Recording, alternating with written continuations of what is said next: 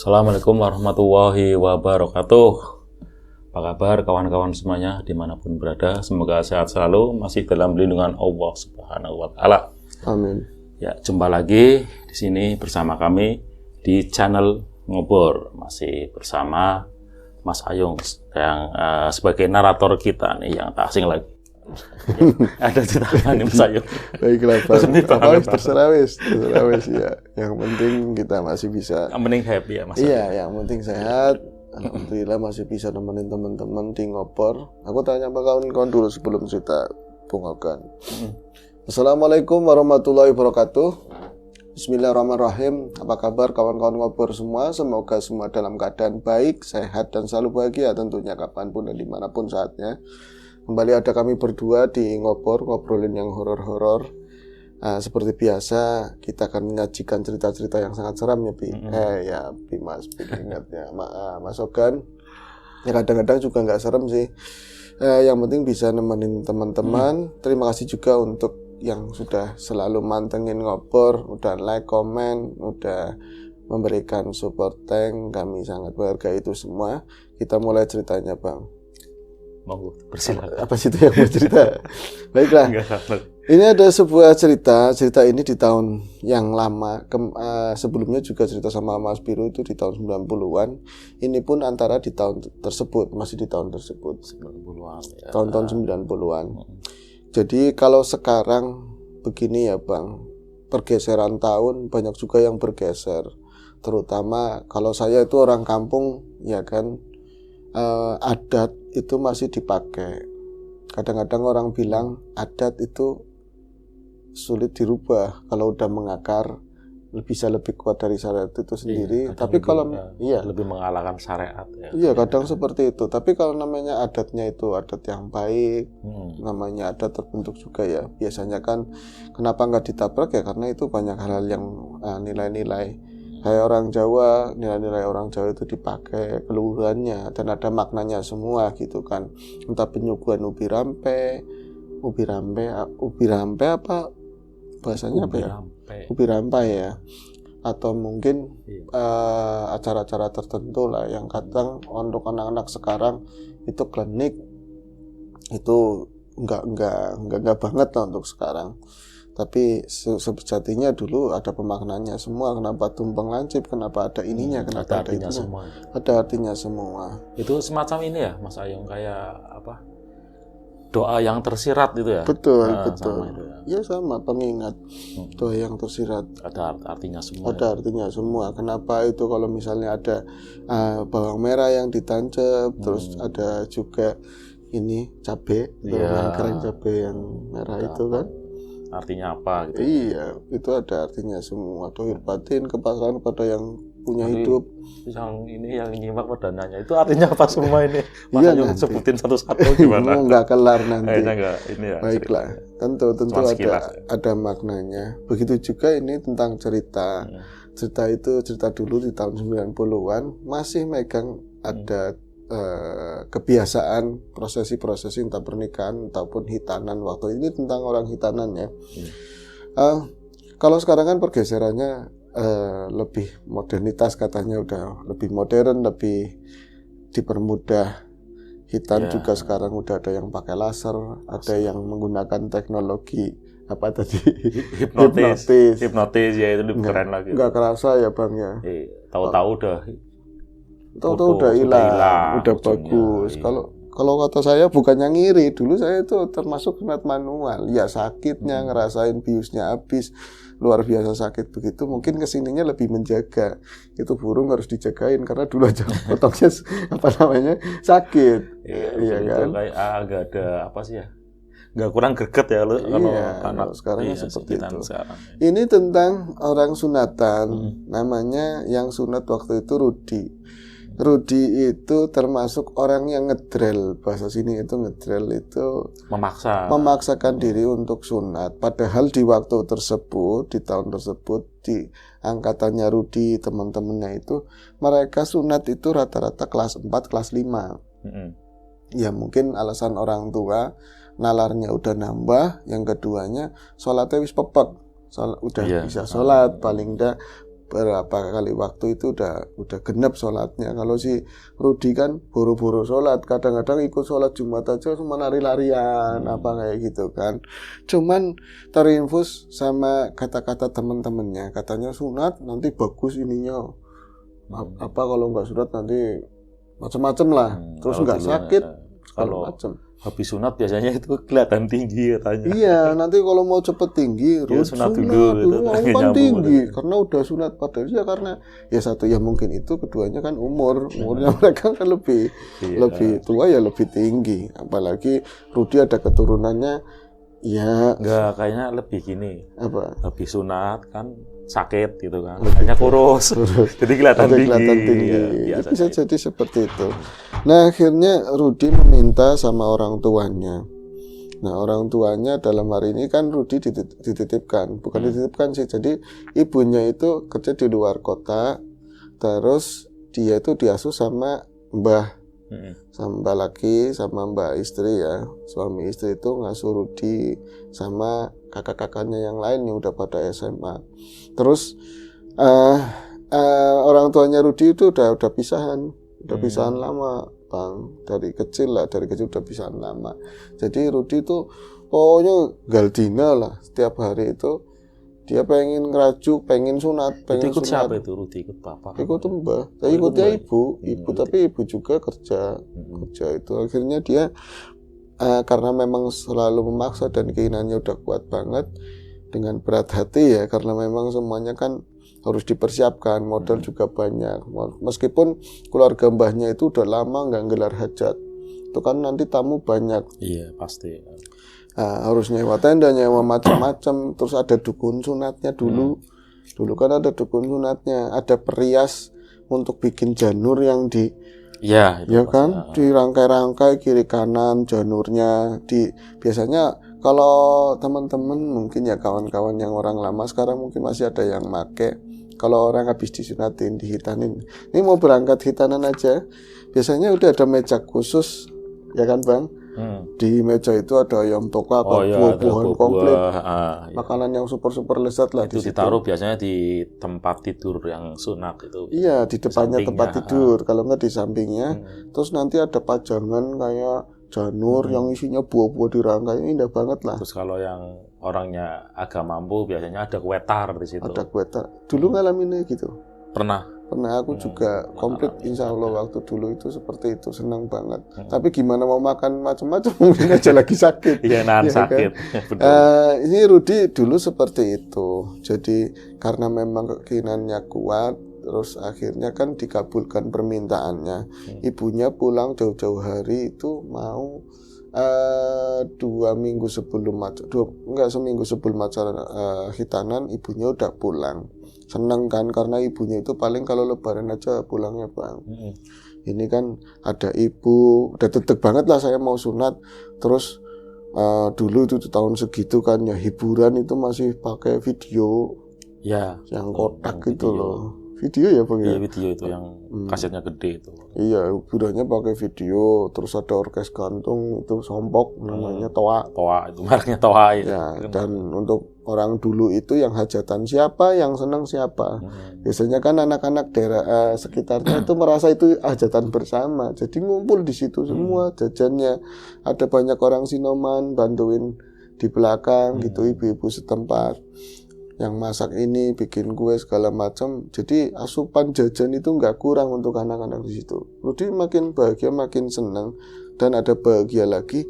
Katanya bapaknya juga bakalan pulang. Bakalan pulang. Dan ternyata 3 hari sebelum hitanan, bapaknya emang pulang. Bapaknya pulang, dia ketemu lagi sama ibu. Kayak serasa sih Rudi itu, aku ini punya keluarga yang komplit, ada bapak sama ibu. LPK gitu, ketemu. Hampir, jadi ada walaupun sekecil itu ya Rudi di kelas 2 waktu itu. Kelas 2-nya anak dulu kan banyak gak ngerti apa-apa lah. Tapi udah merasa begini, seandainya bapak sama ibu udah mau bareng lagi, terus tinggal di kampung, aku punya bapak sama ibu kayak teman-teman yang lain, itu indah begitu kan. Dan ternyata memang bapaknya udah pernah menikah terus dia gagal nih sama ibunya itu pisahan, terus menikah lagi, Ya. terus gagal lagi. Jadi mereka itu sama-sama janda dan duda, ya kan, janda sama duda. Jadi keinginannya Rudi itu anak sekecil itu ya masih pengen supaya bapaknya itu bisa bareng lagi sama ibunya. Apalagi ketemu begini, mereka juga kadang-kadang anak sekecil itu masih bisa berpikir gini loh, bapak sama ibu ngobrol, terus diboncengin juga beli apa buat persiapan sunatan. Kenapa katanya pisahan? Kan itu temenan, akrab. Kayak gitulah pikirannya. Nah, dari pandangannya Rudi sebelum tadi ya sunatan, 3 hari menjelang sunatan lah itu, sampai hari H mau disunat lah, udah ramai banget, udah ada layos di depan, tenda lah udah komplit, terus diesel dulu kan pakainya genset, ditaruhnya di kebun jauh dari rumah. Nah terus macam-macam ada riasannya kayak tadi ya, meja itu komplit dengan makanan-makanan, janur segala macam. Itu udah hari yang sangat bahagia, walaupun ada selentingan dari kawan, kolaran nemen nanti sakit banget, apalagi kalau udah dipotong. Ini versinya yang dokter loh ya. Apalagi ada lagi satu lagi yang versinya dukun sunat. Itu cuma cepet-cepet terus itu nggak ada. Itu ekstrim banget. Ekstrim banget. Aku pernah ngeliat yang kayak gitu bang. Nih sebentar ya sebelum kita setelah dicerita itu, saya pernah nyaksiin itu. Ini juga termasuk horor. Karena waktu itu aku belum sunat. Ada tetangga sunatan versinya seperti itu. Motornya merah, jupul mungkin. Motornya merah. Dia itu pakai safari. Bawahnya sarung, kubut pendolnya, sarungnya itu tinggi, gendolanya begitu. Pakai sapu gede. Terus pecinya yang udah agak merah-merah gitu. Dia lewat aja anak-anak kabur. Lebih dari horor itu. Lebih dari horor. Kita lagi main gudu, dia lewat doang, nggak mau nyunatin siapa, anak-anak kabur. Dukun sunat, namanya seruntul waktu itu. Ya sebutannya seruntul, karena sering jerundul mungkin ya. Nah itu saya pernah nyaksiin tetangga disunat sama si beliau tadi. Yakin sampai dia mau tadinya mah antang, terus mulai dipentang-pentang begini, cepet sana cepet sini, terus wah langsung jerit kayak gitu, darah keluar, bapaknya jatuh pingsan, plek, ibunya pingsan, peliknya pingsan, ada 6 apa 5 orang itu pingsan semua di situ.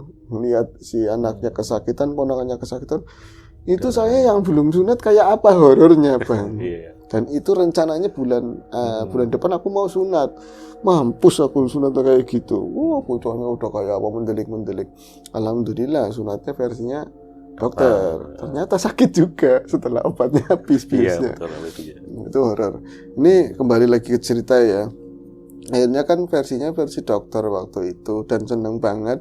Ternyata emang bapaknya Rudi orang rada punya lah usahanya, rada mendingan. Terus dia bawa mobil, dia yang nganterin sendiri. Niatnya mau nganterin si Rudi sunat. Kalau orang dulu kan apa ya, sembari yang ngiring itu banyak. Banyak ya. Ya sekarang juga mungkin masih ya, tapi banyak juga yang dulu enggak. Pas sunat ya yang berapa mobil itu bang? Enggak, pakai mobil bak. Mobil bak, iya rame-rame. Rame-rame yang ikut banyak. Yang ikut banyak, ada yang diterbangin, ada macam-macam lah kayak gitu, dan itu juga dialami oleh Rudi. Seneng banget. Aku waktu itu nggak mikirin yang namanya nanti bakalan sakit, bakalan apa. Yang di meja itu makanan banyak, orang rame, semua bahagia, tamu juga banyak banget kan, karena emang belum pernah ngelar hajat apapun. Waktu itu kita iring-iringan ke sana. Awalnya semua biasa aja, dan setelah pulang sunat, saya ngerasain sunat itu disuntiknya yang sakit. Kemudian pas ini langsung biasa aja, kayak nggak kerasa apa-apa. Datanglah sore hari. Berarti pulang itu jam 3 sore, kemudian mulai asar, mulai jam 5 ke sana, saya masih antang makanin ayam, dan saya ngelihat bapak sama ibu saya gitu kan. Tadi sebagai saya Rudi ya, itu disuapin sama bapaknya, disuapin sama ibunya. Ini bahagia, ini keluarga, dan saya pengen bapak sama ibu kembali, benar-benar kembali. Dan ternyata apa yang saya inginkan itu saya dengar juga dari Mbah, emang bapak sama ibu katanya mau balikan lagi. Wah, senangnya udah kayak apa, udah kayak gitu. Makin larut dan makin kerasa ini obatnya makin habis. Mungkin biusnya makin habis, mau merasa sakit. Saya dengan kesakitan yang luar biasa, kata Rudi. Itu sakit luar biasa banget di sini sampai saya tuh harusnya merem, nggak kuat banget. Tapi saya masih sempat ngelihat ibu itu nyayang saya supaya nggak apa-apa nanti sembuh. Nenangin itu Bapak di sini. Itu saya masih bisa merasakan bahagianya. Ya Allah, moga-moga ini sayang, ini nggak ngimpi, ini bakalan jadi satu lagi. Setelah itu saya itu lupa, saking bener-bener sakit, kelelahan, nangis akhirnya tidur blek. Saya itu bangun setengah 12 malam dan saya dapati diriku ternyata memang itunya udah dibungkus-bungkus, ya udah dipotong. Ternyata sunat dan masih pegel, tapi nggak sesakit waktu tadi obatnya habis. Itu mama datang, bapaknya datang juga. Iya asli mereka berdua ya kan. Terus saya namanya bocah kepengen kencing, pengen apa kan tetap harus keluar kan. Tuh orang rame banget ngapain di samping ruangan. Ternyata lagi nonton video, hiburan videonya kayak gitu katanya. Serius Mas Rudi? Iya, videonya nggak kena Mas. Dulu tetap aja pakai video itu, ada video blue namanya ya. Itu saya langsung demelin bawa bapak. Nambah sunat. Barangnya turun bener katanya. Barangnya aja belum bener, nggak boleh nonton, nggak boleh diusir ke sana. Aku malah nanya sama bapak, Pak nonton apa sih bisa ngomongin pada wudhu? Kenapa orangnya pada wudhu? Nggak ngerti kan karena saking polos. Udah nggak apa-apa. Tapi saya mendapatkan kok bapak aneh, nggak seriang waktu saya itu belum tidur. Kok bapak kelihatan pucat banget, lusuh banget. Terus dikit-dikit dia tuh kayak mau buang air liur gitu, ngeludap tuh. Nanti lagi-lagi kayak gitu kan. Akhirnya saya bingung, kok bapak kayak sakit. Saya nanya beraninya sama mbak yang perempuan gitu, kata Mas Rudi. Bapakku kenapa mbak kayak gitu? Papa. Nggak ada yang bisa jelasin. Namanya nenek-nenek kan banyak di situ yang ngebantuin apa. Bapaknya kan, gitu. Bapakmu itu tadi itu kelenger loh, pingsan. Bapaknya katanya kelenger. Kelenger alias pingsan kan? Kelenger kenapa? Ya ampun, disetani nih ya. Disetani katanya bang. Disetani berarti di kesurupan atau apa. Akhirnya saya waktu itu gak bisa ada penjelasan lebih. Dan saya ngurusin ini aja sakit lah, tapi ya tetap dimatiin makanannya. Terus paling seneng kalau ada bocah sunate, besok paginya itu masih ada hajatnya, masih nyambung mandoran bahasanya itu. Kondangan bocah sunat anak-anak. Saya masih seneng, tapi di situ saya nggak ngelihat bapak. Dan kecewa banget tuh. Apa bapak nggak jadi sama ibu? Kok bapaknya nggak kelihatan dari pagi? Emang kampungnya nggak jauh dari kampung kok. Terus bapak mana mah bapak? Bapak ada nanti juga ke sini, bapak juga nanti ke sini. Lah wis kan ya. Saya itu nyampe acara itu selesai nggak pernah ngelihat bapak lagi. Berikutnya sampai saya sembuh, bapak nggak pernah kelihatan batang hidungnya lagi. Saya itu sedih mikirin bapak itu di mana. Singkat cerita aja ya bang ya. Kesononya anak kecil waktu itu larut dalam kegembiraan. Saya duit kondangannya dapat banyak, mbak juga dapat, saya dibeliin sepeda baru, sepeda balap waktu itu kan keren banget, sepeda balap. Terus mainan juga banyak. Saya itu lupa dengan peristiwa itu semuanya sampai saya agak gede lah, singkat cerita. Saya agak gede baru tahu ceritanya. Dan memang diperjelas lagi dari cerita tersebut, bapak saya itu dulu memang niat mau barengan lagi sama ibu. Sama ibu, cuman kayak dihalang-halangi bang, Jadi peristiwa ketika malam itu bapak pingsan itu terjadinya itu pas maghrib. Waktu itu kan yang namanya ubi rampe kayak gitu ya, ada juga kembang, ada juga jajan-jajanan pasar apa. Bapak itu tiba-tiba dia itu teriak, kocang-kocang teriak-teriak, terus ngamuk-ngamuk di depan tamu. Di depan tamu itu ya ada yang kan udah tanggung maghrib mau pulang, itu ngamprak-ngamprak lah. Tukang sono aja sampai megangin gak kuat, cuma minggir. Tapi suaranya cewek, minggir tuh, cari semua kayak gitu, ngamuk. Terus sampai ke ini Mas Ayung, pojokannya ruangan itu kan ada umbi rampe itu ya, terus ada setangginya kayak kemenyan yang masih dibakar itu, langsung itu dari minuman yang berapa matu langsung gluk diminum semua kayak gitu. Apa gitu, tapi ngamuk-ngamuk lah intinya. Di situ dia kayak bikin nyakitin raganya bapak saya, dan supaya acara ini bubar, acara apa khitanan itu bubar. Untung saya udah sunatan, tapi saya lagi sakit ketiduran tuh nggak tahu kejadian itu. Tahu pun juga nggak ngerti, mungkin masih kecil ya, malah saya bisa takut. Akhirnya bapak itu dipegangin orang banyak, diseret dari rumah mbak saya itu ke rumah samping. Ada berapa rumah lah, masih rumahnya Uwa. Di sana disembuhin, dipegangin orang banyak, terus dipanggilin sama sesepuh yang tukang suwuk lah di situ. Orang pintar. Ini ada yang gangguin, dan ditanyain. Waktu itu bapak karena saking ekstrimnya, dia itu sampai diikat karena diikat di ini kayak saka. Dulu itu ada rumah-rumah yang sakanya gede itu, diikat di saka, kayak orang model kayak dipasung lah, diikat kayak gitu. Sadar, sebut saja namanya bapak saya Pardi itu ya. Sadar Di, kamu tuh kenapa istighfar? Nggak bisa.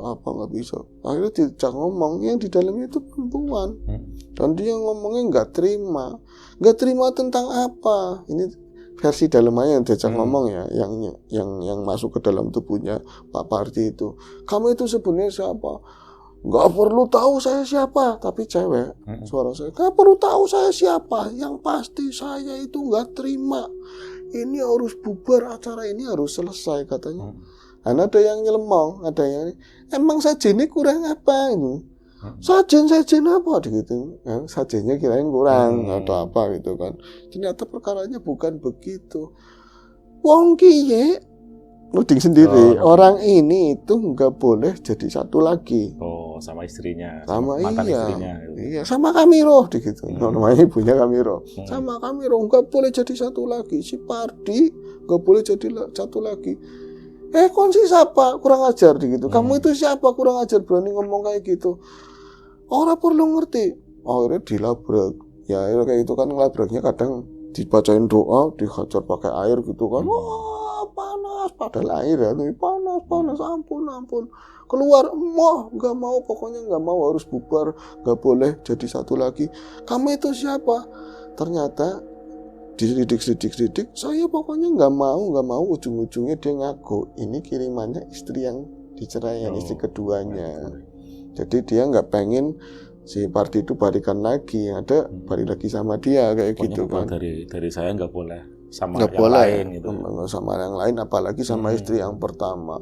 Itu untung diikat, Mas. Bapak saya untung diikat, tapi dia masih masak. Akhirnya manggil lagi. Orang itu manggil orang pintar lagi. Akhirnya bisa ditenangin, dan saat itu yang nonton video lagi malam itu sebenarnya orang-orang itu suruh jaga di luar, karena kalau misalnya ada orang hajatan kan tetap merayakan malamnya.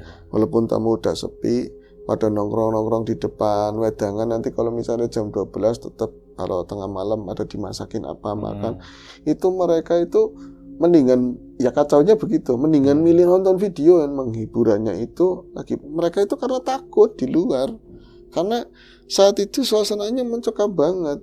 Si Pak Pardi itu bisa diselamatkan, bisa dikeluarin, tapi masih ditaruh di rumah itu pun dijaga sama beberapa orang lah, jangan sampai kena lagi gitu kan, masih dalam pengawasan. Karena ini makhluk nggak cuma satu, kirimannya itu banyak yang masih mengintai. Nah, kalau di tempat kami di sana Bang, itu jam 11, jam 10 itu udah sound udah dimatiin semua. Kalau di Kidul ada yang baru mulai. Nah, ini sound dimatiin semua. Jadi mereka itu kayak ya zaman tahun tersebut ya masih kebun, masih apa kan, rumah juga jarang-jarang. Itu kayak dihantuin sosok. Tapi mereka itu menyebutnya bisa gonta-ganti. Kadang-kadang kayak pohonan di depan itu, depannya tenda itu kan Iya. ada yang gembel-gembel pohon rambutan, mangga, arum manis dulu itu kayak ruk kayak gitu supaya ini bubar. Ya diteror lah seperti Ya, itu. otomatis takut lah. Takut, ya, ibu bapak-bapak itu nengokin ya nggak ada harapannya gitu. siapa-siapa. Kalau ada misalnya musang ya nggak ada, ini nggak ada. Tapi pohon walaupun nggak terlalu tinggi, tapi kan pohon itu tetap gede. Itu nggak bisa kalau angin nggak ada angin lah, nggak kenceng kok bisa jalan sendiri apa sendiri. Itu beberapa kali kayak gitu.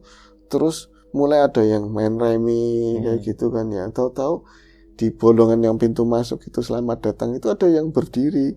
Tapi mereka nggak kenal.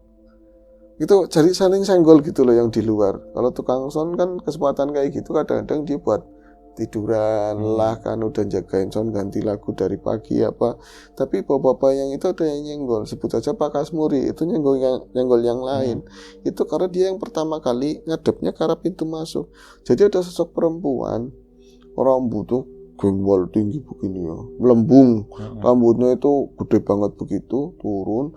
Pakaiannya bisa dibilang katanya gelap, entah itu coklat, entah itu hitam, tapi kayak lusuh korawu, lusuh tanah. Baunya bau lapuk tanah kayak gitu loh, hitam begitu berdiri kayak nyender di ini sakat tiangnya ini apa ya, layas atau apa ya, tiangnya tenda itu loh di situ. Itu mukanya nggak kelihatan, ketutup rambut semua, dan yang pasti dia itu masih bingung, ini orang gila apa gitu. Kalau dibilang orang gila biasanya kan dari tadi aja saya ngeliat ke situ nggak ada apa-apa. Kesananya cuma ada motor parkir terus kebun gelap ke situ ya. Tahu kok dia berdiri di situ, kapan datangnya? Makin merinding dia nyenggol kawannya yang masih main remi gitu loh. Tok, kayak apa sih lah kayak gitu. Kayak anak medi ada orang, ada setan. Setan apa orang gila ya? Embulah samperin sendiri. Lagi seneng-seneng main, kamu suruh main nggak mau, katanya. Itu disuruh nengok ke sana, nggak ada apa-apa. Nanti ganti-gantian dari berapa peserta, terus ada yang nonton, itu melihat itu semua dari berapa sudut. Jadi mulai mereka itu apa yang diomongin tadi, yang pertama Kasmuri, Parto, semuanya itu kayak diyakin emang mereka ngeliat semua, tapi nggak ada yang berbarengan. Nah pada saat mereka kayak ngumpul di tengah, karena merasa ke-distract ya, takut. Itu tenda yang di atas itu kan ini ya, apa pakainya asbes di atasnya. Terpal ya? Kalau dulu terpal ada yang terpal, ada yang asbes. Itu kayak buat mainan, brang digituin. Itu berbarengan di sini, di situ lagi ditaruh brang kayak gitu. Di sana bapaknya Rudi itu kumat lagi. Ada yang masuk lagi, itu sosok yang berbeda. Jadi kalau saya sendiri malah nggak tahu mas, saya lagi lelap ya. Saya bangun-bangun, tahu-taunya kan mereka udah nonton video. Tapi ternyata dulu itu katanya setelah diteror kayak gitu, jadi mereka daripada mau ke tempat bapak saya di UA saya ya takut, di luar juga takut, mendingan di dalam, pada metang di dalam sambil nonton video. Tapi kan garanya video kayak gitu ditonton kayak gitu. Akhirnya malam itu teror banget kan ya, nyampe ada ekstrim ini gubruk kayak gitu, dan semuanya ngerti. Untung ada yang ngomong itu namanya siapa ya dulu itu, Nyai siapa saya lupa mas, Nyai Samirah. Orang tua yang dulu nini yang biasa kalau ada bocah nangis itu lewat kayak gitu, tukang suwuk lah. Itu kayak gerah. Jadi gerah ki bahasanya ngelihat orang kesurupan, ngelihat di depan itu rame-rame diteror. Dia kan tugasnya isu-isu di belakang, terus bungkus-bungkusin jajan. Itu kan udah larut malam banget, toh rame-rame lagi. Dia itu kayak, ya Allah, suwe temen sih ngurusi kayak gue. Ya Allah, lama sekali sih cuman ngurusin kayak gitu. Dia itu kayak marah-marah, tahu dapat kekuatan dari mana. Semua menyaksikan gitu, kecuali yang udah pada lelap tidur.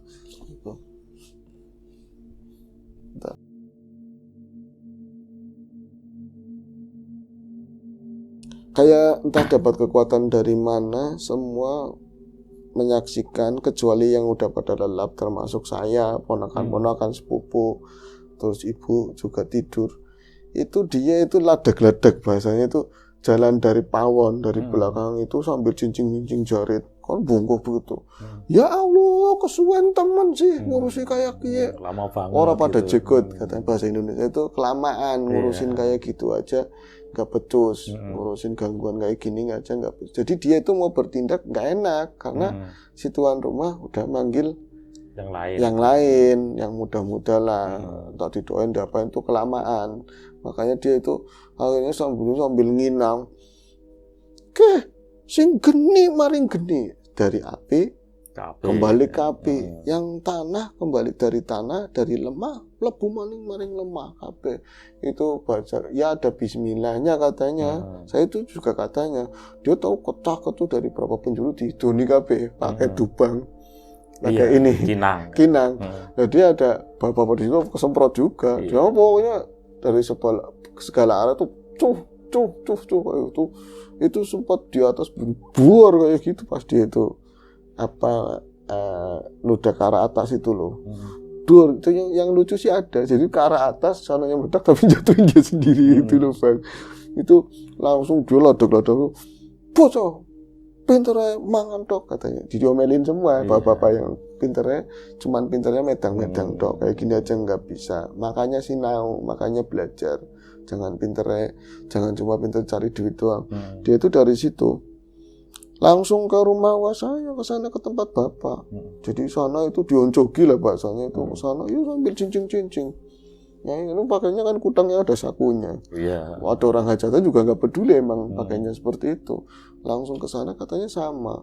Jadi dia ngenyok punya kinang lagi atau kasih nyiri lagi, terus dibacain apa itu bapak saya di cahtuh kayak gitu. Terus langsung sembuh. Wes mari apa-apa nanti. Itu kayak dibikin malu itu loh yang nyembuhin di situ. Terus ada yang berapa jaket ceritanya mbah-mbah lah kayak dibikin malu. Sama mama. Sama gitu. Ya bukan mama lagi nenek asli.